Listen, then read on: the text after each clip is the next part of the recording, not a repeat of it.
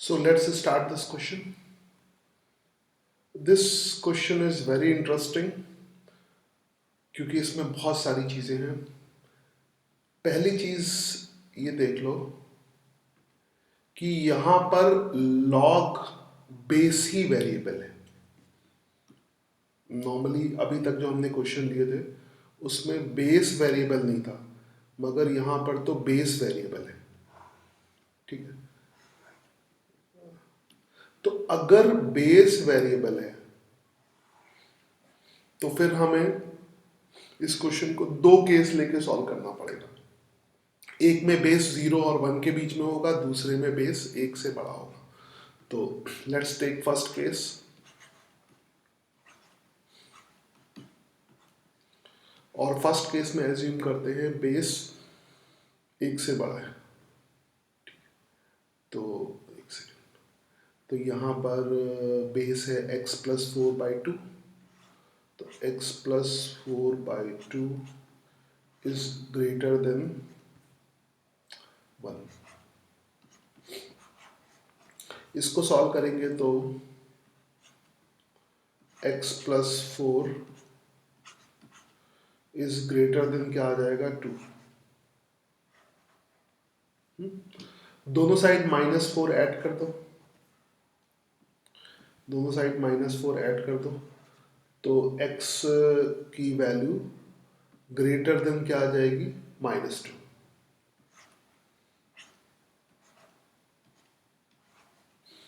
तो एक तो ये वैल्यू आ गई x की. ठीक है, तो बेस के ऊपर कंडीशन लगा के वो हमने सॉल्व कर लिया. दूसरी कंडीशन फिर स्क्वायर रूट वाली कंडीशन लगाते हैं. इसमें बहुत सारी कंडीशंस है, तो एक एक करके देखते हैं. स्क्वायर रूट की अगर कंडीशन लगाए, स्क्वायर रूट के अंदर जो भी लिखा है वो 0 के इक्वल होगा या उससे ज़्यादा होगा. ठीक है, तो यहाँ पर नेगेटिव साइन भी है, तो नेगेटिव साइन होने से क्या होगा, स्मॉलर इक्वल देन 0 होना चाहिए. तो वो भी हम लिख लें. अगली चीज़, that means log x plus 4/2 and this. इसको पूरा ये बेस की तरह ट्रीट करेंगे. इसको मैं थोड़ा बेस जैसा लिख दूंगा, थोड़ा और नीचे कर दो. x plus 4/2 and this entire number, that is log 2 2x minus 1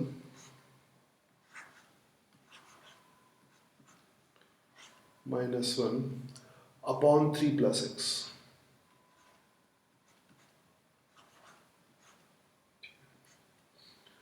That should be smaller equal to 0. Minus sign की वजह से मैंने माइनस साइन नहीं लगाया. ठीक है, तो ये वाला बेस x प्लस 4/2 वाला बेस मैंने 1 से ज़्यादा लिया. तो ऑब्वियसली ये जो फंक्शन होगा ये इंक्रीजिंग फंक्शन होगा. तो let's make the graph of increasing function. Increasing function का ग्राफ ऐसे होता है. ठीक है, तो इस एंटायर टर्म को हम x की तरह ट्रीट करेंगे और इस पूरे टर्म को y की तरह ट्रीट करेंगे, यानी बेस ही हो गया. इसमें अगर एंटायर y की वैल्यू, y इधर होगा x इधर होगा, एंटायर y की वैल्यू अगर 0 से कम है तो x की वैल्यू भी कम ही होगी, क्योंकि ये ग्राफ ये नीचे आ रहा है, ये पीछे जा रहा है. ठीक है, तो x की तरह हमने इसको ट्रीट किया है, इस वाले अंदर वाले टर्म को. ठीक है, अब इसको लिखते हैं. तो हम लिख सकते हैं कि एंटायर जो टर्म है, यानी log base 2x minus 1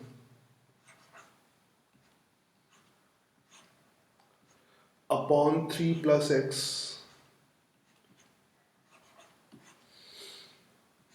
is small और equal then x plus 4/2 to the power 0, ये बन आ जाएगा।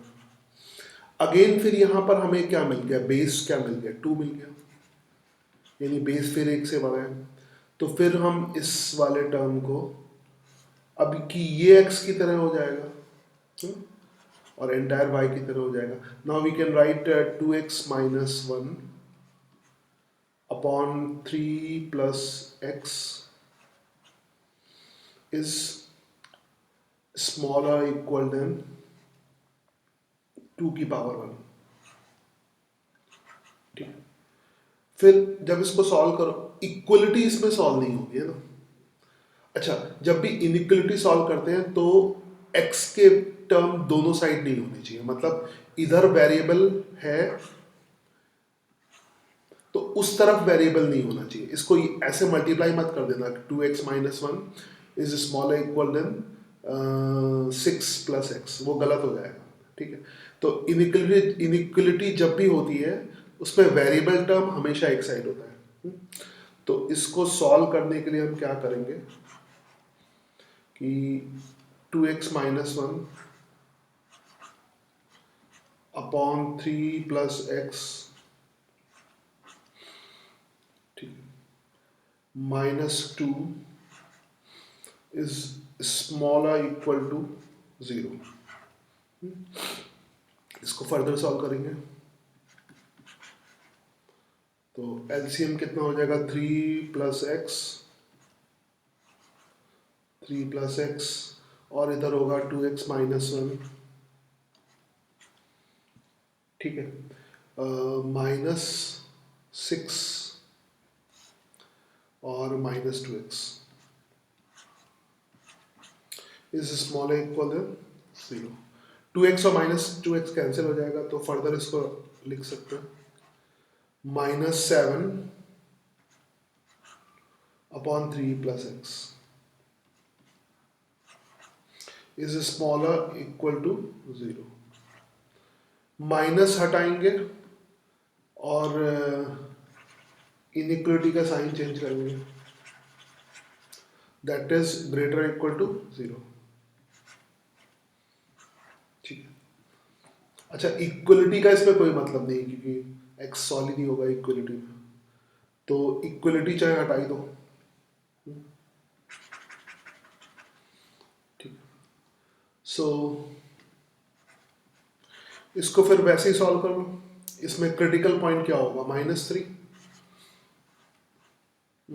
-3 भैया, क्रिटिकल पॉइंट -3 होगा। ठीक, तो पॉजिटिव वैल्यू -3 से ऊपर होगी, तो सिंपल है ना। पॉजिटिव वैल्यू -3 से ऊपर जितना भी होगा तो पॉजिटिव वैल्यू हो जाएगी। So this is positive value, this is negative value. So यहाँ पर फिर लिख लेंगे x की, मतलब इस पूरे पॉजिटिव वैल्यू नहीं, इस पूरे टर्म की पॉजिटिव वैल्यू है, तो इस पूरे टर्म की पॉजिटिव वैल्यू क्या होंगी, -3 से ऊपर। तो हम क्या लिख लेंगे इस पूरे टर्म की पॉजिटिव वैल्यू के लिए, x इज ग्रेटर देन -3।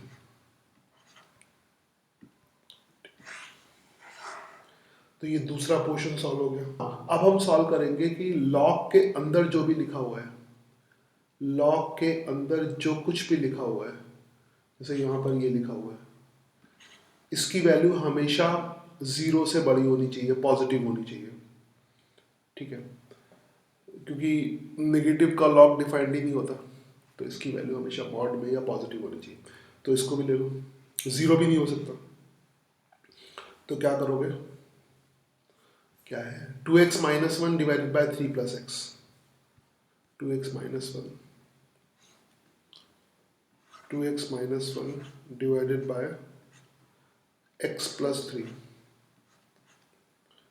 ठीक है, इज ग्रेटर देन 0। इसको फिर वही क्रिटिकल पॉइंट वाले मेथड से सॉल्व करेंगे। तो यहाँ पर जो क्रिटिकल पॉइंट आएगा उसकी वैल्यू हो जाएगी 1/2, और यहाँ पे जो क्रिटिकल पॉइंट आएगा उसकी वैल्यू हो जाएगी -3। ठीक है, नंबर लाइन ड्रॉ कर लें। तो नंबर लाइन में क्रिटिकल पॉइंट का इंक्रीजिंग ऑर्डर -3, और हाफ, -3 और हाफ। तो इधर पॉजिटिव होगा, नेगेटिव होगा, पॉजिटिव होगा। हमें कौन सी वैल्यू लेनी है? पॉजिटिव वैल्यू लेनी है। तो हम लिख सकते हैं x should be greater than 1/2 और x should be less than -3। ठीक है, तो एक और इसका x की वैल्यू के लिए कंडीशन आ गई। और फिर ये पूरा टर्म भी लॉग के अंदर लिखा हुआ है ना? कौन सा पूरा टर्म? ये पूरा टर्म। तो इसमें भी है ना, ये भी तो लॉग हो जाएगा। तो फिर इसमें कंडीशन लगाएंगे, ये भी 0 से बड़ा होना चाहिए, यानी लॉग बेस 2x - 1/3 + x। तो इसको लिख लें, क्या है? Log base 2x - 1/3 + x, 2x - 1/3 + x, 3 + x। ये मगर बहुत अच्छा सवाल है, सारी चीज़ें इसमें क्लियर हो जाएंगी। ठीक है, that is also equal to, equality तो होगी नहीं, that is also greater than 0। ठीक है, that is also greater than 0। तो इसको फिर सॉल्व करने की कंडीशन क्या होगी? वही इंक्रीजिंग वाला है ना? तो इंक्रीजिंग का ग्राफ तो हमें पता ही है, वही कंडीशन है ना? साइड में बना हुआ है इंक्रीजिंग का ग्राफ, कहाँ बना था? हाँ, ये इंक्रीजिंग वाला है। तो इसमें भी वही कंडीशन होगी कि अगर y की वैल्यू ज़्यादा है तो x की वैल्यू भी ज़्यादा होगी, है ना? y की वैल्यू अगर ज़्यादा है, y ऊपर की तरफ जा रहा है तो x आगे की तरफ जा रहा है। ठीक है, तो इसमें ज़्यादा वाली कंडीशन लगानी। तो इसका मतलब क्या है कि 2x - 1 अपॉन x + 3। ठीक है, ज़्यादा किससे होगा? 2 की पावर 0 से। 2 की पावर 0 क्या होता है? 1। तो ज़्यादा किससे होगा? 1 से। समझ गया ना? 2 की पावर 0 नहीं लिखा है गलती में, 2 की पावर 0, या लिखी दो ना, कंफ्यूज रहोगे। 2 की पावर 0, फिर मिटा देता हूँ, 2 की पावर 0 क्या हो जाएगा? 1। ये तो दूसरा एक स्टेप लिखना पड़ेगा। सो ये 1। ठीक है, इसको फिर सॉल्व करते हैं, वही तरीका सॉल्व करने का। याद रखो कि इस तरफ वेरिएबल ले जाने की कोशिश मत करना, यानी इसको मल्टीप्लाई मत करना, क्योंकि बहुत सारे बच्चे, इवन मैं भी पहले क्या करता था, 2x - 1 और x + 3 कर देता था। तो वो याद रखोगे, इनिक्वलिटी में वेरिएबल दोनों साइड नहीं होते कभी भी, है ना? तो फिर हमें इसमें क्या करना है कि 2x - 1 अपॉन x + 3, x + 3 -1, दोनों साइड -1 कर दो, चलेगा, इज ग्रेटर देन 0 आ जाएगा। ठीक है, एलसीएम वेलसीएम ले आ जाए, तो ये हो जाएगा x + 3। ठीक है, इधर बचेगा 2x - 1 and -x - 3 is greater than 0। इसको फर्दर सॉल्व करेंगे तो ये आ जाएगा 2x - x, तो x होगा, और -4, x - 4 upon x + 3, x - 4 upon x + 3, ठीक है, इज ग्रेटर देन 0। इसको वही फिर नंबर, इसको फिर से नंबर लाइन वाले मेथड से सॉल्व करते हैं। तो यहाँ पर जो क्रिटिकल पॉइंट्स होंगे वो कौन से हो जाएंगे? क्रिटिकल पॉइंट्स 4 क्रिटिकल पॉइंट हो गया, -3 क्रिटिकल पॉइंट हो गया। ठीक है, अब तक तो इसमें तुम्हारी हैबिट पड़ गई होगी, फिर भी मैं बेसिक से करने की कोशिश कर रहा हूँ। ठीक है, तो जो सोल्यूशन हमें लेना है वो 4 से ज़्यादा होगा, ये पॉजिटिव, ये नेगेटिव, ये पॉजिटिव। तो x की वैल्यू पॉजिटिव वैल्यू के लिए ग्रेटर देन 4 होनी चाहिए, और x की वैल्यू लेस देन -3 होनी चाहिए। ठीक है, ये और आ गया। ठीक है, तो अब क्या करना है अब जितना भी हमने सॉल्व किया है उसका इंटरसेक्शन लेना है, क्योंकि सब इंटरनल जितने भी फंक्शन हैं, है ना, इसमें लॉजिकली समझ सकते हो कि हर एक कंडीशन सेटिस्फाइड होनी चाहिए। मतलब कोई भी कंडीशन अगर सेटिस्फाइड नहीं हुई तो चीज़ वैलिड नहीं होगी, है ना। तो ये फंक्शन एफ एक्स वैलिड नहीं होगा। तो जब हर एक कंडीशन सेटिस्फाइड करनी है तो हमेशा इंटरसेक्शन लेते हैं। तो ये प्रैक्टिस करते करते तुम्हें इंट्यूशन में आ जाएगा कि कब यूनियन लेना है, कब इंटरसेक्शन लेना है। हाँ, दूसरा केस जब हम इसका सॉल्व करेंगे तो पहले केस और दूसरे केस का यूनियन लेना पड़ेगा। तो मैंने थोड़ा जूम आउट किया है पहले, क्योंकि साइड में यहाँ से देखने में आसानी होगी। एक सेकंड रुक जाओ, पहले मैं एक नंबर लाइन ड्रॉ कर लेता हूँ। तो this is my number line, ठीक है, लिटिल बिट थिकर चलेगा। अब मुझे सारे जितने सॉल्यूशंस हैं उन सबको देखना है। तो पहला सॉल्यूशन है x की वैल्यू, पहले नंबर लाइन पे मुझे x की वैल्यू -2 से बड़ी होनी चाहिए, है ना। और फिर आ रहा है x की वैल्यू -3 से भी बड़ी होनी चाहिए। तो -3 तो पहले आता है, पहले सारे पॉइंट जो मिल रहे हैं वो मुझे लगा लेता हूँ। तो ये this is -3, what is this, this is -3, ठीक है, मुझे -3 मिल रहा है, ठीक है, यहाँ से। और उसके बाद -2 भी मिल रहा है, -2 भी मिल रहा है, ठीक है। और क्या मिल रहा है, -3 तो मैंने एक बार ले लिया, हाफ मिल रहा है, हाफ कहीं यहाँ पर होगा, ठीक है। और क्या मिल रहा है, और 4 मिल रहा है, -3 तो हो गया, रिपीट नहीं करना है, और 4 मिल रहा है, ठीक है। सो अब मैं सारे सॉल्यूशंस को लिखता हूँ। x should be more then -2, x should be more then -2। तो चलो एक ही कलर से करते हैं, x should be more then -2, उस पर क्रॉस लगा दूंगा।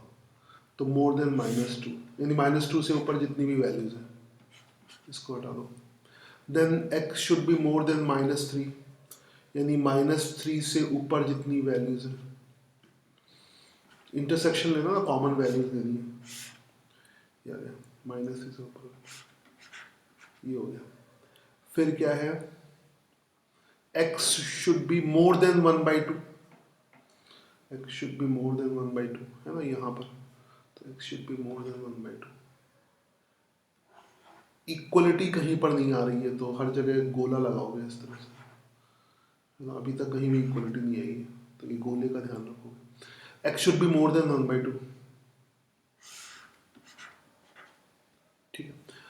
Then x should be less than -3, x should be less than -3, less than -3, ठीक है। Then x should be more than 4, x should be more than 4, ठीक है, x should be more than 4, and x should be less than -3, तो less than -3 इधर हो गया, ठीक है। नाउ अब इसमें, अच्छा, ये जो -3 है ना, ये यूनियंस वाली कंडीशन में आ रहा है। जैसे यहाँ पे तो साफ साफ दिख रहा है, कहाँ पर, इस वाली कंडीशन में है ना। तो ये यूनियंस की कंडीशंस में आ रहा है, यहाँ पर यूनियंस की कंडीशन में आ रहा है। खैर, और यहाँ पर तो एक ही टर्म है, तो इसलिए इंटरसेक्शन की कंडीशन में तो फिर ये 4 ही होंगे, और यहाँ पर भी ओपन होगा। तो इसका जो सोल्यूशन होगा इस पार्ट का, तो that will be x belongs to 4 to infinity, है ना, 4 to infinity। तो ये इसके पहले केस का सोल्यूशन हो गया, ठीक है, ये पहले केस का सोल्यूशन हो गया। नाउ अब हम देखेंगे दूसरे इसमें पहले तो एक छोटा सा करेक्शन है कि यहाँ पर x इज ग्रेटर देन -3 है ना, तो ये वाला जो है that will be greater than -3 है ना। सो ये यहाँ से आ गया, अब ये पूरा हो जाएगा, ठीक है। अच्छा, अब इसमें बचता है केस 2। केस 2, केस 2 में कुछ ज़्यादा नहीं करना हमें। केस 2, केस 2 में पहले तो जो बेस होगा वो 0 और 1 के बीच में होगा, है ना। तो बेस क्या है, x+4/2, तो x+4/2 की वैल्यू 0 और 1 के बीच में होगी, तो दैट विल बी x+4/2 की वैल्यू 0 और 1 के बीच में, ठीक है। सो दोनों साइड 2 से मल्टीप्लाई कर दो, इधर 0 हो गया, इधर x+4 हो गया, इधर 2 हो गया, ठीक है। और दोनों साइड हर तरफ -2 ऐड कर, 2 से मल्टीप्लाई किया हमने, और दोनों साइड -2 नहीं -4 ऐड कर दो, है -4 ऐड कर दो, -4x, तो इधर भी -4 करेंगे तो 0, और दिस इज -2, तो x की वैल्यू -4 से बड़ी आ जाएगी, -2 से छोटी आ जाएगी। बाकी हम ऊपर ही मैनिपुलेट कर सकते हैं, हमने बस बेस ही तो चेंज किया है। बेस अगर चेंज किया है तो ऑब्वियसली ये सब चीज़ें उल्टी हो जाएंगी, इस ग्राफ की ज़रूरत नहीं, वैसे सीधा उल्टा करते जाओ, है ना। दिस ये तो टर्म वैसे ही रहेगा क्योंकि ये तो स्क्वायर रूट के अंदर है, ठीक है। उल्टा क्या हो जाएगा, यहाँ पर ये स्मॉल इक्वल टू 0 रहेगा, ठीक है।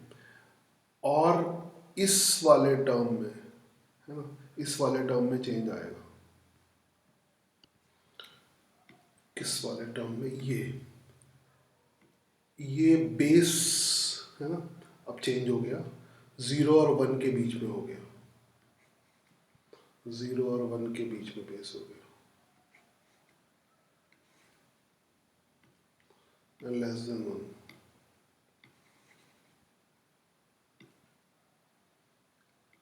ठीक।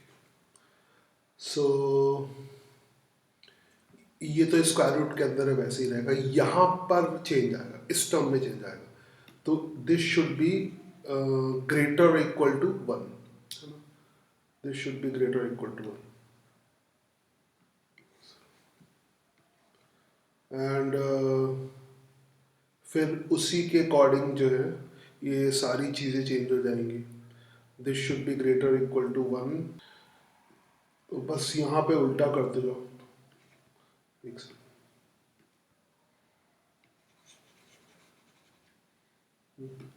यहाँ पे ग्रेटर इक्वल टू,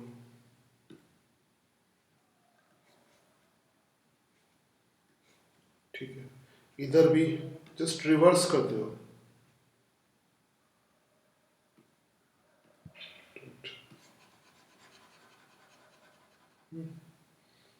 सो एक मिनट, मैं रब नहीं करता हूँ, जस्ट इसको रिवर्स करते हो, जस्ट ये उल्टा कर दो ऐसे तो ज़्यादा आसान हो,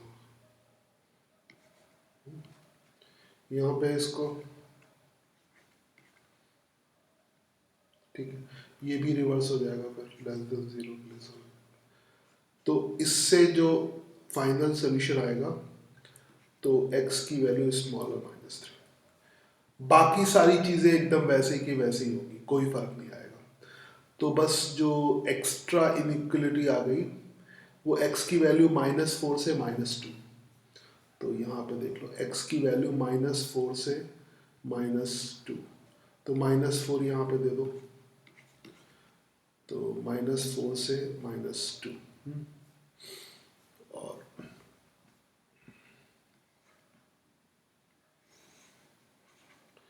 और जो -3 से ग्रेटर हो रही थी, -3 से ग्रेटर हो रही थी, ठीक है, वो फिर -3 से स्मॉलर हो जाएगी, ठीक है। तो इन सब का जो इंटरसेक्शन होगा, है ना, जिन पॉइंट्स का हमें इंटरसेक्शन लेना है, तो वो पॉइंट -3 से -4 के बीच में आएंगे, है ना। तो इंटरसेक्शन वाले 3 पॉइंट हो गए ये, है ना। तो राइट इट, तो x विल बी -3 to -4,